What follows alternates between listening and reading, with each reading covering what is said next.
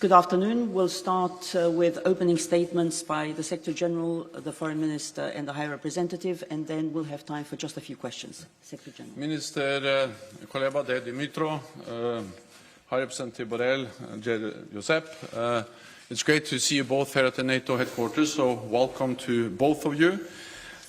This is a symbol of our solidarity. NATO and the European Union together standing with Ukraine. A year ago, President Putin launched his illegal war against a peaceful neighbor. The facts are clear for all to see. Nobody is attacking Russia. Russia is the aggressor. Ukraine is the victim of aggression. And we are supporting Ukraine's right to self-defense, a right which is enshrined in the UN Charter. It is President Putin who started this imperial war of conquest. It is Putin who keeps escalating the war. He thought he could destroy Ukraine and divide us, but he underestimated the determination of the Ukrainian people to defend their homeland, and he underestimated our unity. 1 year since he launched the Russian invasion, we see no sign that President Putin is preparing for peace. On the contrary, as he made clear today, he is preparing for more war. Russia is launching new offensives, mobilizing more troops, and reaching out to North Korea and Iran. We are also increasingly concerned that China may be planning to provide lethal support for Russia's war. Putin must not win. That would show that aggression works and force is rewarded. It will be dangerous for our own security and for the whole world. So we must sustain and step up our support for Ukraine. We must give Ukraine what they need to win and prevail as a sovereign, independent nation in Europe. I welcome the recent announcements by allies on new tanks, heavy weaponry and training for Ukrainian troops. It is urgent to deliver on all these pledges. This has become a grinding war of attrition, a battle of logistics, and key capabilities must reach Ukraine before Russia can seize the momentum. So Foreign Minister Kuleba, High Representative Borrell and I discussed the need to ramp up production and improve our procurement systems to continue supporting Ukraine. Upon Ukraine's request, we have agreed that NATO should assist Ukraine to develop a procurement system that is effective, transparent and accountable. We have also agreed today to convene a meeting of NATO, EU and Ukrainian procurement experts to see what more we can do together to ensure Ukraine has the weapons it needs. In NATO, we have been working on ramping up production for many months. NATO sets the standards for ammunition and equipment for all allies. We have completed an extraordinary survey of ammunition stockpiles. We met with defence industry last fall and continue to engage with them. And we will increase our targets for ammunition stockpiles through the NATO defence planning process. This will also help give the defence industry the long-term demand and contracts they need to invest and produce more. NATO has had joint procurement among allies for many years. I also commend the European Union for their efforts to incentivize greater production, and NATO is prepared to work with the EU on this going forward. We have seen a pattern of Russian aggression over many years. Georgia 2008, Crimea and Donbass 2014, and the full-fledged invasion last year. We must make clear that Ukraine's future is within the Euro-Atlantic family. When the war ends, we need to put in place long-term arrangements for Ukraine's security, to ensure that Russia does not continue to chip away at European security. and to break the cycle of Russian aggression. So NATO will continue to stand with Ukraine for as long as it takes, and we will continue to work closely with the European Union to support you. Let me conclude with this. I regret today's decision by Russia to suspend its participation in the New START treaty. Over the last years, Russia has violated and walked away from key arms control agreements. With today's decision on New START, the whole arms control architecture has been dismantled. I strongly encourage Russia to reconsider its decision and to respect existing agreements. And with that, I give the floor to you, Dmytro, please. Thank you. Dear Secretary General, dear Jens, dear High Representative, dear Josep. Today we held the first high-level meeting in this new trilateral format between Ukraine, NATO, and the European Union. I think it was helpful. I think we all agree it was helpful. It was important to address most pressing security needs. I enjoyed sitting down in this trilateral format, and although this is the first meeting that we held in this format, I already begin to regret that it will cease to exist when Ukraine will become members of both NATO and the EU. But between now and then, we agreed to work intensively to answer three questions: how to train most effectively, how to produce and procure weapons and ammunition most effectively, and how to deliver all of this to the battlefield in the most effective manner. We have to be aware of the fact that since February 2022, Ukraine and its closest partners are implementing probably the largest logistical operation since Second World War. And behind big political decisions and statements, there are millions of issues that need to be resolved. And the more coordinated we get, the sooner Ukrainian army will kick off Russian army from the territory of Ukraine, and the sooner peace in Euro-Atlantic space will be restored. This is the reason why we are standing here today. So on trainings, I thanked both the European Union and allies for their training programs. They're very efficient. And of course, I raised the issue of training, launching trainings for Ukrainian pilots. On procurement and on production and procurement, we had a very in-depth discussion on that. Time has come for senior diplomats and officials to get into some details of production and procurement to build the most efficient mechanism. And therefore, as Jens already mentioned, I appreciate that we agreed to establish a working level contact mechanism, focal points, to resolve issues related to production of armaments and ammunition, and cooperation between, and streamlined cooperation between producers, contractors, and beneficiaries. This is the triangle where things have to be smoothed and streamlined, and then everything will begin to work efficiently. The capacity to produce is there. The capacity to deliver is there. So we need coordination to deliver, and this is what we discussed today. I also asked Jens to schedule the next annual industry forum that NATO holds as soon as possible, to hold it somewhere in spring, to bring together all defense industries, including Ukrainian defense industries, so that they connect, they meet with each other, and they build synergies and cooperation. Finally, yes, and the last point was production and trainings, production, deliveries, yes, and logistics, and we dedicated a lot of time to logistics. The Ukraine-EU NATO format will keep working on a regular basis. There are many issues that needs to be explored and resolved.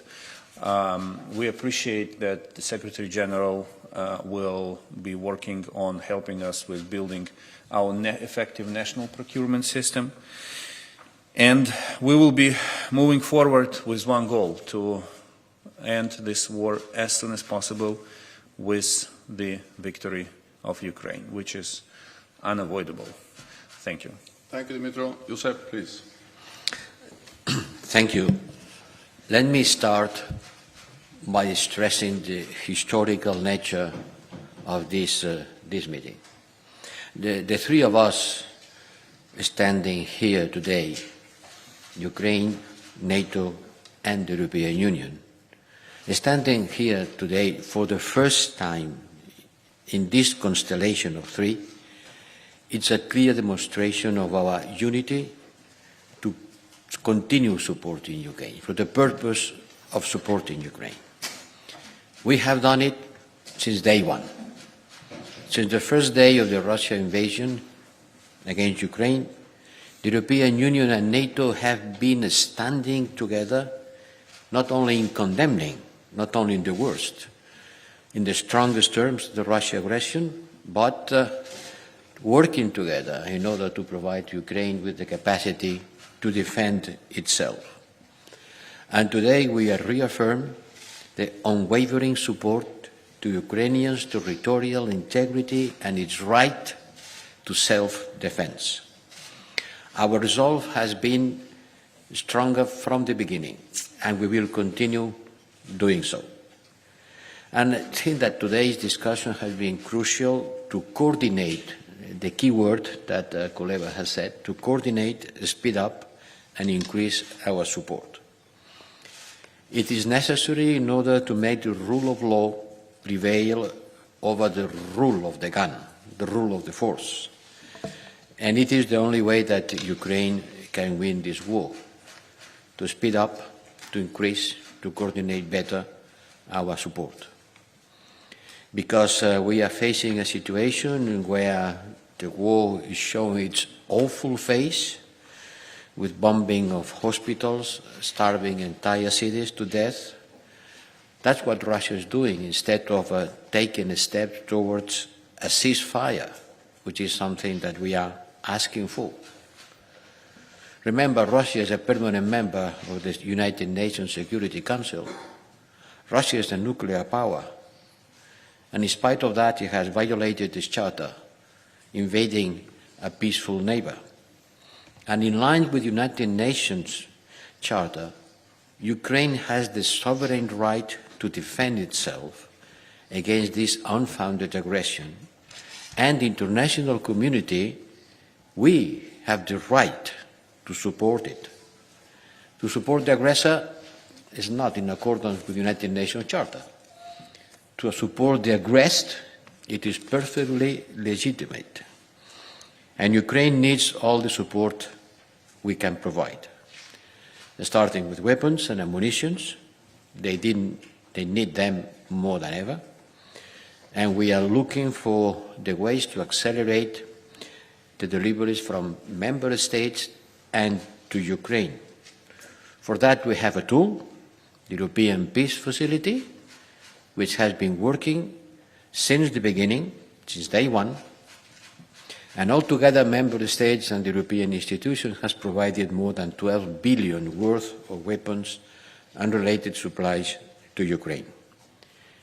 We have been launching a great training program that will train about 30,000 Ukrainian soldiers by the end of the year. But it's still not enough. We have to accelerate our military support to Ukraine, today especially ammunition, tomorrow with other kind of arms, in order to fulfill all your needs. And I think this meeting will provide us with a better coordination procedures in order to continue doing that in a united and efficient manner. Thank you. Okay, we'll start with Interfax Ukraine. Lady at the back there. Yes. Thank you, Anna. Ukrainian news agency Interfax Ukraine, Irina Sommer. Secretary General, what is your assessment of today's Putin threat? How serious they are?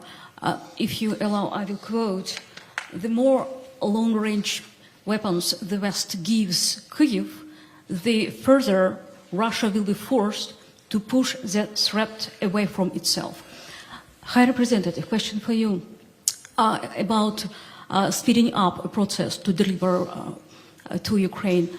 You said yesterday that decision will be taken by Minister of Defense next week, but Ukraine needs ammunition today. Can we expect that a process, decision-taking process will be speeded up? And Minister Kuleba, do you have any information regarding what Chinese peace plan is about? Any details? What can we expect from it? Do you see possibilities that China, from being partner with Russia right now, will become an ally in this war? What kind of consequences it can lead to Ukrainian? Thank you. What we have seen today is that President Putin is in no way preparing for peace. He's preparing for more war, he's preparing for new offensives, and he is mobilizing more troops and sending in more weapons. And that's exactly why we need to step up our support for Ukraine. Because it will be a tragedy for the Ukrainians, but also dangerous for all of us if President Putin wins in Ukraine. Then we have to remember what this is. This is a war of choice. This is a war of aggression. Russia decides to invade a neighbor, Ukraine. And Ukraine, of course, has the right to defend itself. That's enshrined in the UN Charter. And we, NATO allies, EU members, all of us have the right to provide support to Ukraine. And that's exactly what we are doing.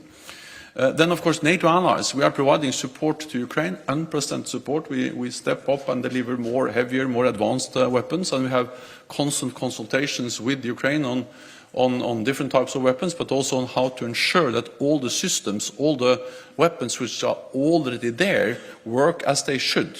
Because we need to remember this is not only about providing new systems, but also ensuring that the artillery, the armor, the air defense systems which have been delivered already have the spare parts, have the ammunition, have the maintenance, have the fuel they need to function.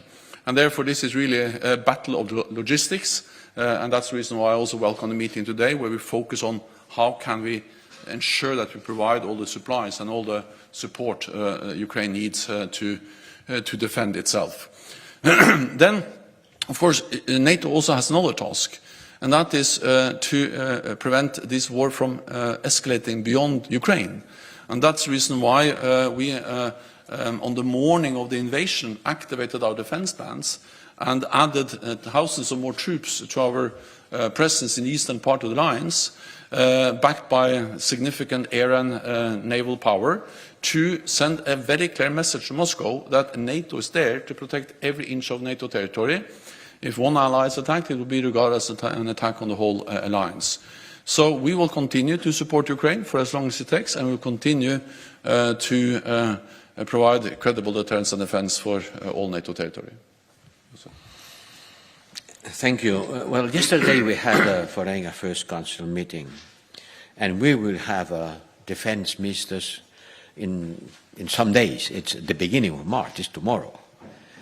And after a jumbo meeting putting together defense and foreign affairs ministers. But defense is an issue of the ministers of defense. Defense remains a competence inside the European Union of the member states, and it's up to the defense ministers to take decisions. But we have to prepare these decisions, and we have to act with a sense of urgency. After listening to my colleagues, foreign affairs ministers, yesterday, immediately after, yesterday night, I sent a letter to all defense ministers that we'll be receiving today, asking them to provide ammunition to Ukraine from their stockpiles and from the contract that they have already passed with the industry, giving Ukraine priority, because the time parameters of what is happening and what we have to do is measured on weeks, not on months. So first thing to do is to use what we have. Second, to have more. And to have more, we have to procure to the industry. Member states have already done, many of them alone. Doing that together is better. And third, we have to increase the industry capacity, because today the rhythm of using munitions is greater than the rhythm of production. So, you know, if the water goes quicker, that it comes in, at the end, it's empty. So we have to increase these three things: procurement methods, industrial capacity, and mobilizing quickly the resources that we already have. This is the purpose of this strategic coordination that takes place, don't forget it, in the framework of a demolishing by Russia of the security system. And today there is a lot of proof of that. Secretary General mentioned Russia's announcement of suspending the START treaty is another proof that what Russia is doing is demolishing the security system that was built after the end of the Cold War. So we have to work on the short term, providing ammunition quickly. It's a matter of weeks, and we have to start thinking about which will be the future security system. But for the time being, let's concentrate on the most urgent issues. Yes, we had a meeting with the Chinese top diplomat, our former colleague, Foreign Minister, Mr. Wang Yi. He shared with me key elements of the Chinese peace plan. We are looking forward to receiving the text, because this is not something that you can make your conclusions on just after hearing what this plan is about. You need to get into every detail. So once we receive the paper, we will thoroughly examine it and come with our own conclusions. As you know, President Zelensky proposed his peace formula consisting of 10 steps, and we believe that it's a comprehensive, concise, and efficient way forward. So for us, peace formula remains, or the invoking peace formula remains a top priority. When it comes to the Chinese position as such, I think there is one element that is common for Ukraine and China, and it's not just an element, it's a cornerstone, which is the principle of territorial integrity. So everything China has been doing and will be doing in the context of the Russian aggression against Ukraine, if we take the political rhetorics aside and look at actions, should be aimed at defending the principle of territorial integrity. Because if any country of the world helps Russia to destroy territorial integrity of Ukraine, then the principle is undermined, and the message is clear. Anyone else can do that in any other specific situation on the global map, Al Jazeera. on the world map. James Bays from Al Jazeera. Secretary General, on New START, can you tell us how worried should we all be? Does it make the world a more dangerous place now? Foreign Minister, you clearly, as we approach the anniversary, have a lot of unity in the Western countries and here in NATO. But what about beyond the Western countries? What about the rest of the world as we approach a General Assembly vote coming up at the end of the week? What's your message to the rest of the world as we approach this first anniversary?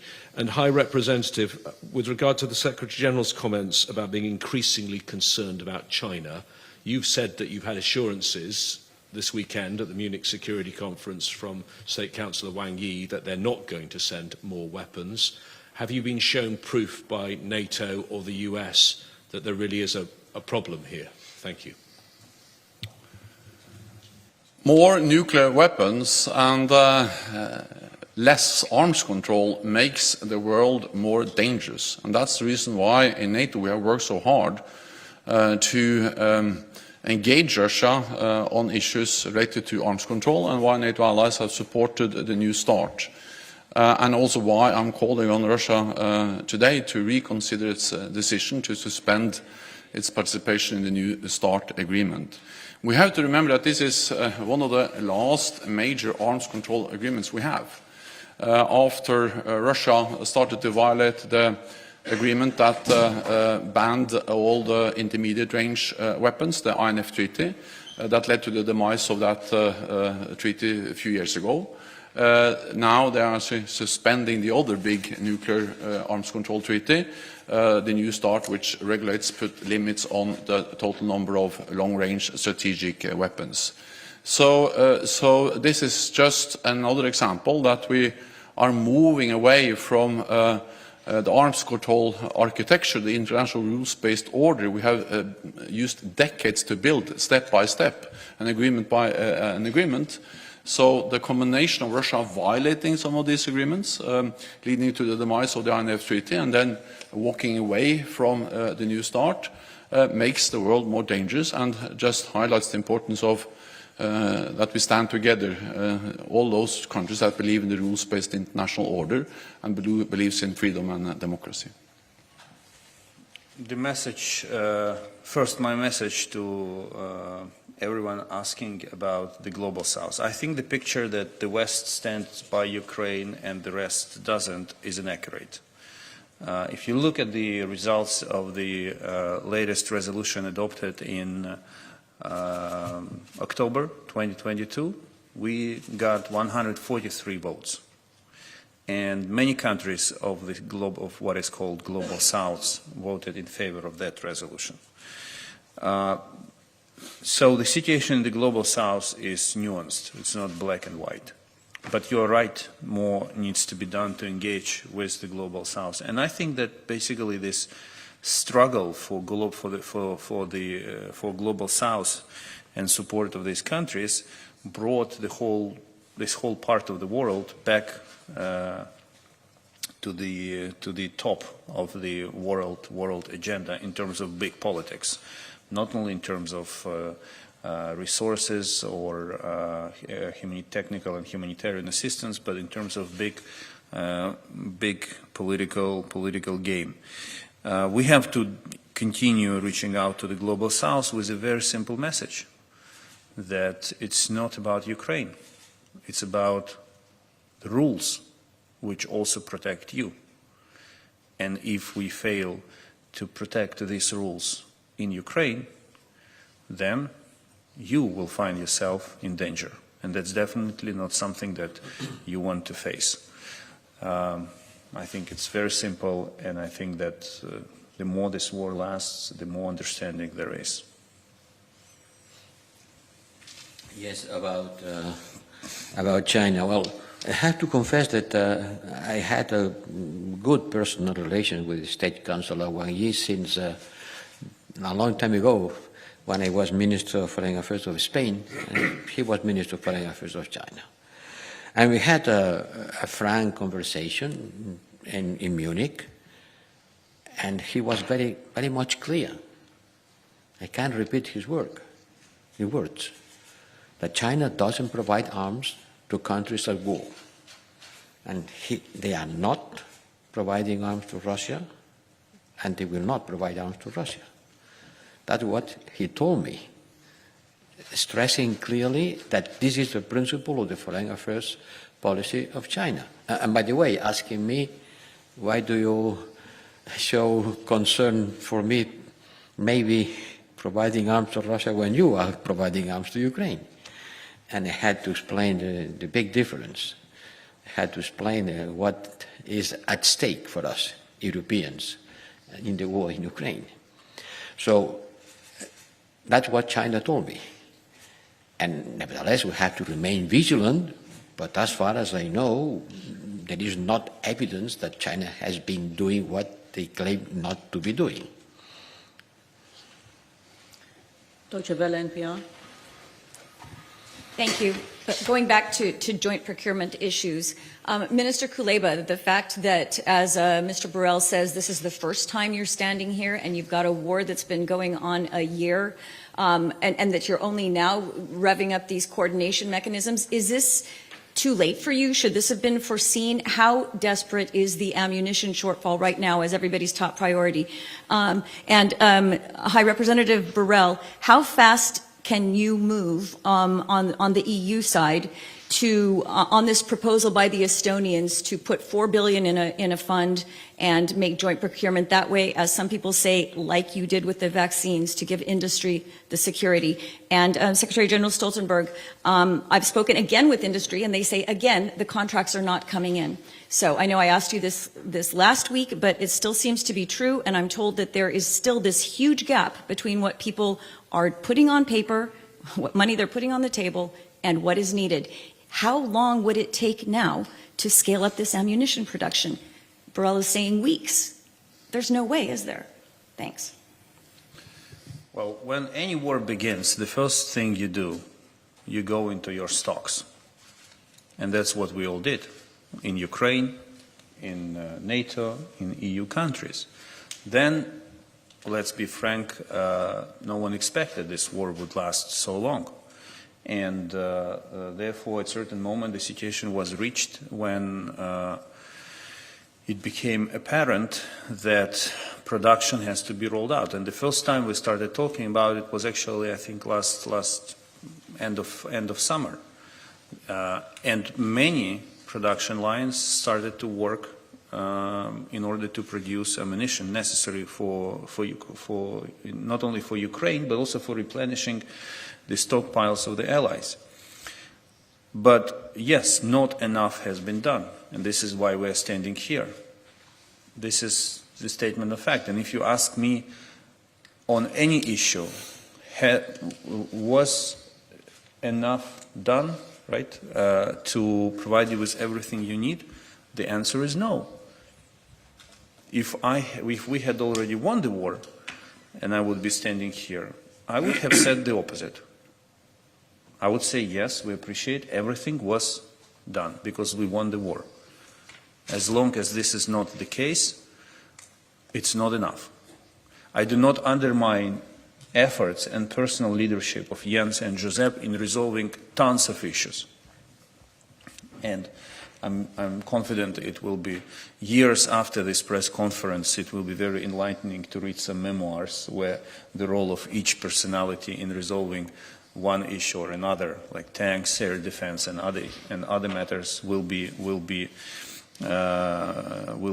revealed. But this is why we're standing here, to speed up everything that is needed. And you touched upon a very important issue, the connection between the producer who is ready to produce and the buyer who is ready to sign a contract. And yes, after speaking with representatives of defense industries, this gap became even more evident. But it doesn't mean that there is no political will on the side of the buyer. There is a lack of procedures and understanding of how it should all work. And this is why we're meeting with defense industries. This is why we're setting up the coordination mechanism to bring everyone together. We are like, in the beginning of the Ford company. We have to build a production line where everything is streamlined, where everything works, to bring back to Europe, to bring the situation back to Europe, where everything works as Swiss watch. That's the purpose. And yes, unfortunately, it requires the involvement of people like us. I wish it could be done at a technical level, but that's not the case. We need to get involved, and we need to get it fixed, and that's what we are doing. Well, look, the time parameters of the production of warfare material in Europe today, it is still not in accordance with the urgency in the front line. It's still not. So it's a matter of speeding up. And it can be done quickly, because the European Peace Facility, which is the instrument that we have been using, has much more flexibility than the European budget. In fact, it's not part of the European budget. It's, if we can say, it's a kind of an intergovernmental club where member states can decide among them to increase the funding available. And they have already decided. Some weeks ago, they decided to top up the initial amount of money of the European peace facility with more than 2,000 more billions. So it's a decision that can be taken without any kind of complex procedure involving the European Parliament and changing the European Union budget, because it's not part of the European Union budget. It's an island managed by the member states among them. So it can be done quickly, depending on the political will of all of us, of all of them, member states. And that's what we are trying to do. But to provide the munitions to Ukraine through the European Peace Facility is nothing new. We have been doing that since the beginning of the war, asking member states provide us with the ammunition to be sent to Ukraine and being co-financed by the fund. So the only thing is to do it quicker at a larger scale. So for the industry to produce, they need contracts, and that has been the message from the industry all the way. And that's also the reason why we started to engage with the industry last fall, when we saw that this war was dragging on and there was urgent need to ramp up production. Because as Minister Kuleba said, in the beginning we were actually depleting our own stocks, but then we saw that the rate of consumption of ammunition is much higher than the rate of production, and therefore this is not sustainable. Therefore we need to produce more. But this is not something we discovered now. We discovered this many months ago, and therefore we have been engaging with the industry and with nations for a long time. And contracts have been signed. United States, France, Norway, among others. But as Mr. Kuleba said, Dimitro said, we need to speed up, we need to do more, and that's exactly why we are meeting here, to see how can we mobilize even more, how can we speed up production, partly by coordinating, partly by improving the procedures, because big investment projects takes time. There's a lot of bureaucratic work that has to be done to ensure accountability, transparency, and also effective contracts. So that's exactly why we are working as NATO with our own agencies and our own systems and our own armament directors, why we are working with the European Union, and why we also then work with Ukraine directly and also in this group of three, and why we have decided to convene our experts to follow up and see what more we can do to ramp up production and in a more in a faster way, and also why NATO has already decided to assist Ukraine with strengthening their capacity to do procurement. So this is one element of many steps that we are taking together to ensure that we have sufficient ammunition, but also weapons to both replenish our own stockpiles, but also to deliver to Ukraine. The last thing is that we have also, of course, reached out to international partners and to see to what extent we also can help, or they can help to provide the necessary direct support to Ukraine, or at least replenish our own stocks. Thank you very much. This concludes this press conference. Thank you.